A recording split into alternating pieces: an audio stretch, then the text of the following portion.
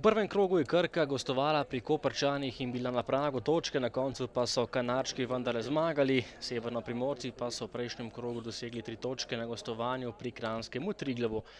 Tokrat je prva priložnost pripadla gostujoči ekipi, dolga žoga pred vrata Krke, na koncu nekoliko previsok strel goriškega napadalca.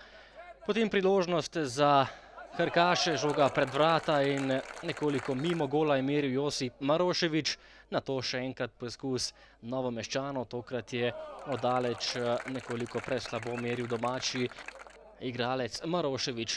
Do konca prvega dela še nekaj obetavnih akcij, takole kombinacija Bešiča in Maroševiča, na pravem mestu je bil vratar Kordas, potem pa nekoliko previsoko Massimo Koda, ki je odločil prejšnjo tekmo v Kranju.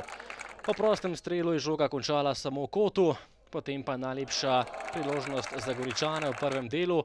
Poskušal je Massimo Koda, se je izkazal Obradovič, tole pa je že zadnja akcija prvega dela tudi za Krko.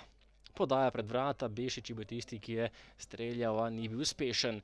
In še zadnja akcija prvega dela, Koda je bil tisti, ki je zapretil, na pravem mestu pa domači vratar Obradovič, ki je imel tudi na začetku drugega polčasa kar precej dela. Tole sta dve obrambi po strelih Vanca in Živca, na to priložnost za Raduloviča, ki se je odločil za strel z desne strani, bolj podajo, ki pa je končala samo v golavtu za vratarja Kordaza.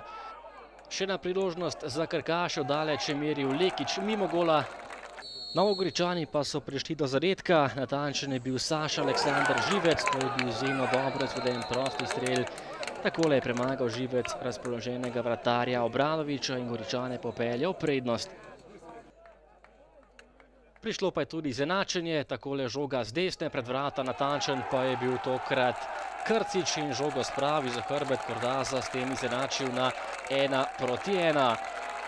Izenačen v Novem mestu in veliko veselje za domače nogometaše. Tole pa je še zadnja priložnost, ko je streljal Luka Volarič, a naravnost v vratarja Kordaza in tekma se je končala neodločeno z delitvijo točk. Krka, Gorica 1:1.